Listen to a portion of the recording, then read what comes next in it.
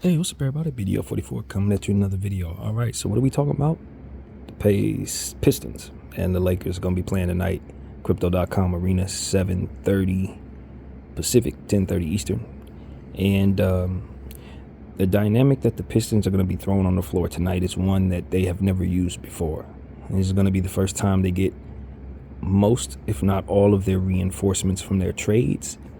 And guys like Evan Fournier and Quentin Grimes could be on the floor for the very first time for the Pistons tonight. That gives them a completely different dynamic depending on how they use it, because at the end of the day, Quentin Grimes is a big-time defender and scorer and just didn't have a lot of opportunities in New York. But if you've seen him play well, you know he's bringing something to Detroit that they didn't have. And then you consider the fact that they've brought in other guys. You know, Mike Muscala is now being used more, so I think they got him in a trade earlier in the season, if I'm not mistaken. They put him in the starting lineup to stretch the floor. You got a guy by the name of Day who's been getting really good minutes as of late while waiting for these reinforcements to come in. He's been playing well. So these are different types of pieces. You know, you got Troy Brown, our old guy. He's now with this team, having been traded there. Fontesio from the Utah Jazz now has a prominent role with this team and has been playing fantastic since the trade deadline for this team. So if you do any homework on the Pistons, you can only go back about 2 games to really get the full dynamic of what it is you're going to see tonight. But I can tell you this, Cade Cunningham is healthy, Jalen Duren is healthy, and that, my friends, is a serious duo of players. Duren has been rebounding nothing short of 15 rebounds over the last 3 games. He's a double-double threat every night. Big, huge body dude with a lot of athleticism. He's going to rebound the ball. That's just what it is. He's not even entering his prime yet. He's still a young player. And although he's had his injury issues, when he's healthy, he's a rebounding monster and brings a winning dynamic to their basketball team. And you consider Cade Cunningham when he's healthy. If you saw what he was doing throughout the course of the streak, they weren't losing because of him. He's a big-time closer, more than capable of doing triple-double things and scoring a whole lot of points, especially when it matters most. He's a clutch player. He's a good free-throw shooter and more or less somebody who has superstar potential in this league. Then you consider Jaden Ivey and the breakout he's been having over the last week leading into the trade deadline. He's been playing some of the best basketball of his career. Have a career highs and assisting the ball, rebounding the ball. He's only getting better by the second. And then you look at a guy like Asur Thompson, who all he really needs is spacing around him and can pretty much do anything. Playmaking, rebounding, defending for sure. Athletic is all hell, just like his brother. Definitely somebody you need to take seriously at all times. And so this Detroit Piston team, I'm not taking them lightly. I like what they've done. The reinforcements they've brought in are real. They've won 2 out of their last 3 games. And the games they've lost over the last 5 have been against good teams like the Clippers twice and the Magic. And they got a chance to beat the Kings and the Blazers, who, if you're Detroit, are formidable opponents. So this is something that I'm looking at and I'm saying the Lakers, you know, having come off a fantastic win against the Pelicans where all of our starting lineup had 20 points apiece. I don't want us to take this team lightly looking at their record and just assuming that because they've been so bad in the East that we're just supposed to kind of run in here and give, you know, solid effort and think that we're going to beat this team. I expect this to be a really, really hard-fought game. I really do, man. I expect this to be a very difficult game to win, because of who all is playing and how well they're playing right now.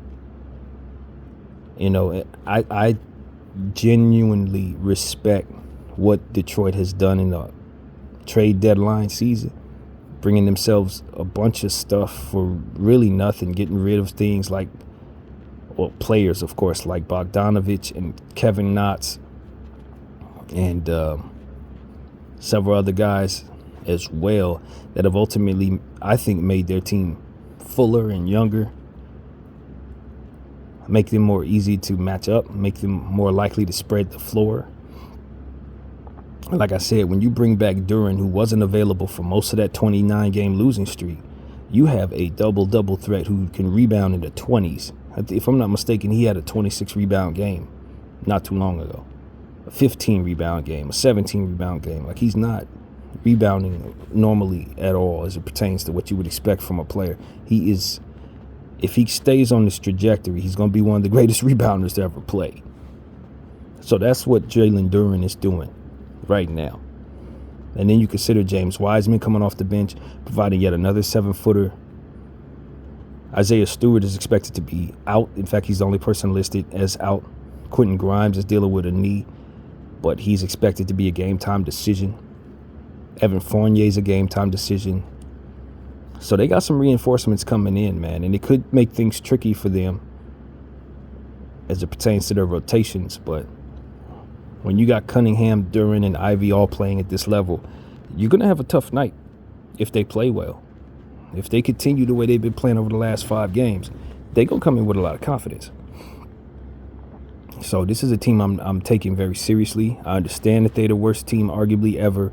I also understand that they've done a lot of good things over the last couple of weeks and have got some guys come back to make their team a lot more formidable than we would otherwise expect it to be last time we saw them. And the last time we saw them, about 2 months ago,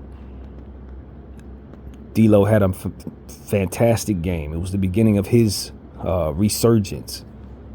Everything was falling in Detroit for him. They were a very bad team. At that point, they were on like a 16-game losing streak with a lot of losses ahead.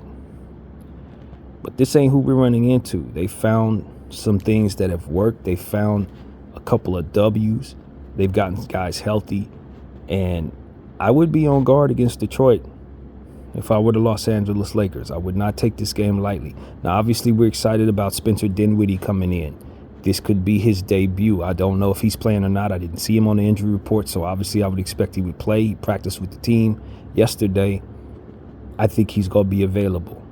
He started his career with the Detroit Pistons. That's who we drafted him.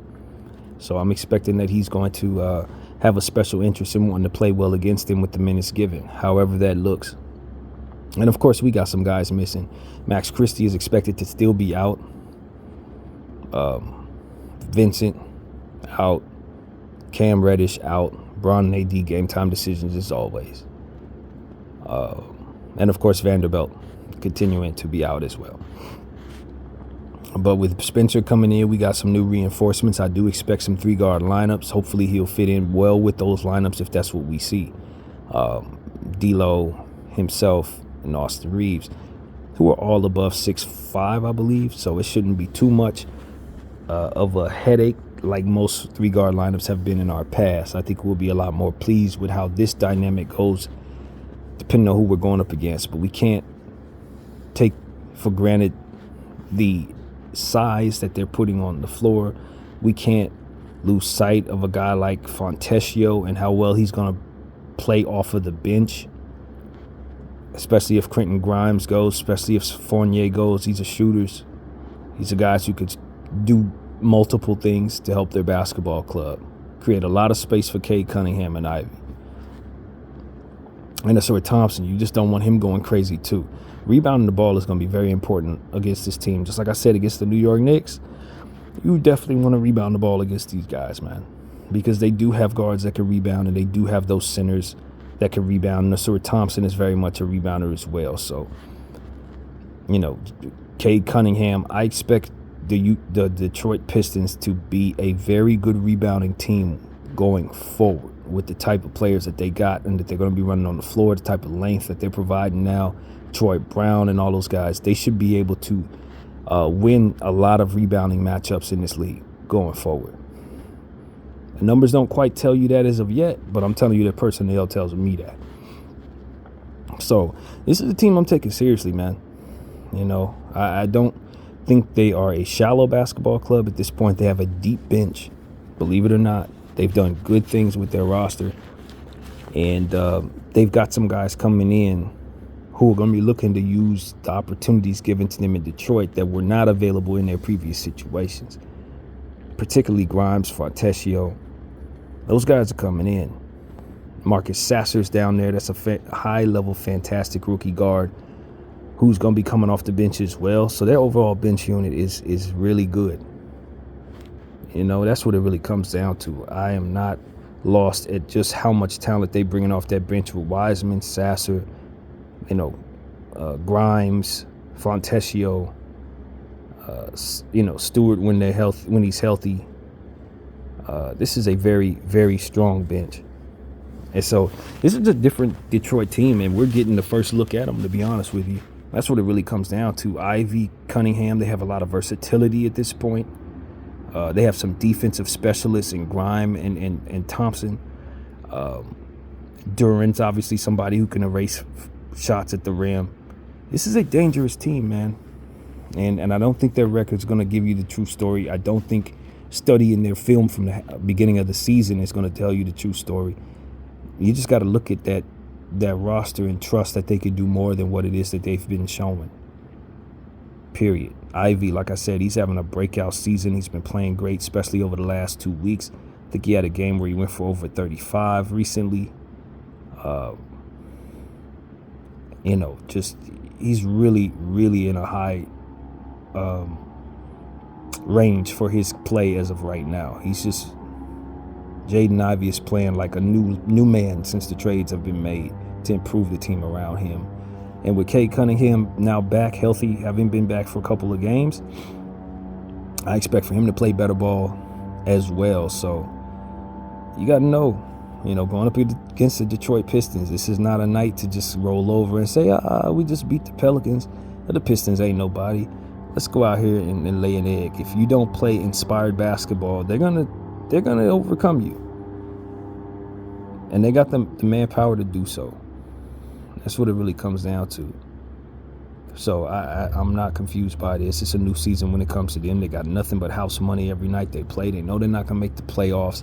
And they do not have their own first-round pick, which will be going to the New York Knicks. I think it's heavily protected, though. So if they stay in the bad range, I think they get the best pick. But, at the same time,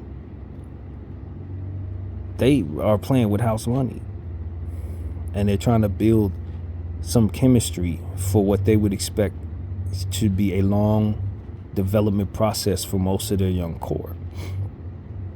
So at this point, they got nothing to lose, everything to gain, and expect people to take them for granted every night.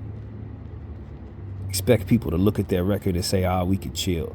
We need not make that mistake, especially with the DNA of our basketball club, who's been known to take games like this off. We had a game against the Denver Nuggets where we just didn't have D'Lo available. We did play some solid basketball, had some issues there we complained about. But I thought we gave a solid effort to the Denver Nuggets. It just lost the game like we always do down the stretch in the final minute.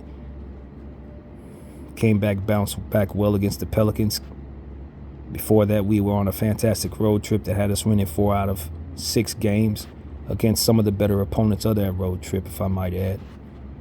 This is a good stretch for the LA Lakers. We've been doing a lot of winning, man. But these are the type of games that we come in, do what I like to call hypothetical homework, where, these guys do this, so therefore we do that type homework, and not necessarily pay attention to the details of how they've been playing over the last couple of weeks, or looking at the dynamics that the new players that they're going to be bringing in are ultimately expected to bring to the table. This is not the type of game to do that with. You got to be careful not to underestimate your opponent when this is the dynamic that's coming to your doorstep. So that's what I'm going to say, man. High alert of this Detroit Piston team. I know what they're bringing to the table, especially in that second wave of players. And that starting lineup got 3 young players that I think could be all-stars in this league. Maybe even 4, to be honest with you. 4 young players that should be all-stars in this league someday. In Duran, Thompson, Cunningham, and Ivy. And then Sasser's a monster too, coming off that bench. So they got the young guys. That's the young core. And then you add Grimes to that situation, who played with Sasser in college, if I might add. That synergy is there. And then Fontecchio, like I said, a very underrated player. Wiseman, a 2nd overall pick several years ago. He's healthy.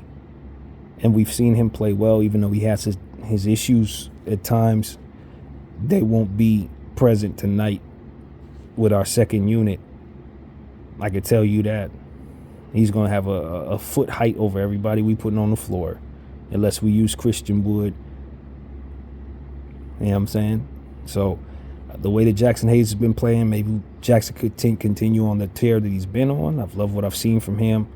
Now that we're bringing in Spencer Dinwiddie, we should be significantly more effective shooting the ball, scoring the ball in general. He should help with the continuity, playmaking, and versatility, getting his own shots. I'm excited about the dynamic we're bringing to the table as well with our new player coming into the situation, having not lost anything at the trade deadline. We have more synergy than most at this point. Hopefully D'Lo will be 100%. I never thought anything was wrong with that knee. He certainly didn't show any issues with the knee in the last one against the Pelicans. He looked fantastic. He was ultimately player of the game. Shot up, 7 threes or something like that. He was awesome. And then Austin Reeves came back and scored 27 and 10, and it's been getting double. No, he didn't have 10 in that last game as far as assists, but he's been getting assists a lot lately over the last several games. With the exception of the last game where he shot well, he had really been getting assists going. So hopefully he can put it all together tonight and really help us defeat these Pistons. AD's been going strong, healthy. Bron, we're trying to work out some things. You know, it seems like he's been kind of down about certain things. His mind's been elsewhere, it seems to me. Obviously, it's a lot of reports talking about he's going to leave us at the end of the season. All of that is water under the bridge at this point. We don't need to be focused on any of that. The future will tell the future. We need to just focus on what we got in front of us, and that's the Detroit Pistons. So as far as Bron is concerned, you know, that's how I'm going to approach the rest of the season. We're just going to play it out, finish the contract, and then see what he wants to do from there.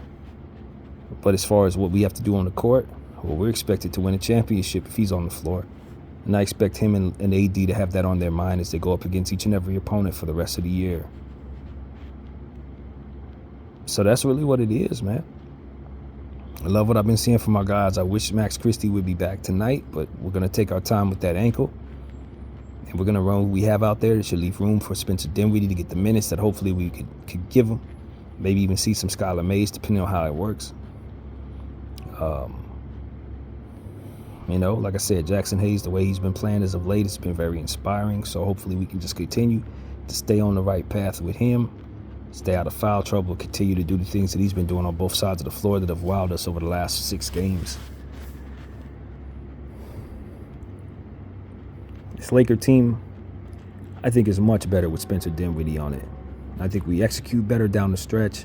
In theory, we should be able to be better shot makers in crunch situations. If the Lakers take this game seriously, we probably won't have any problems at all. Truth be told, Detroit has a lot to work out, and I don't think they fixed all of it at the trade deadline. But they did get a lot better. They're much more capable of hitting the three, and they're much more capable of bringing in waves of second units that can get them back in the games if they happen to have a deficit, or keep their lead if they happen to have it. So that's what I want to say about this Piston team. They're going to be wearing their city black jerseys tonight on our floor. We'll be wearing our yellows, 7:30. And if we put our all into this basketball game, like we're expecting to play against one of the better teams in the league, then I expect us to get the victory. But if we come out the way our DNA has shown us to be times in the past, we'll lay an egg, play down to the level of the opponent, and ultimately lose the game. It's like Bron said, we can beat anybody and lose to anybody on any given night, and this game is no exception. So that's what I got to say, y'all. Of course, I have something for you at halftime and at the end of the game.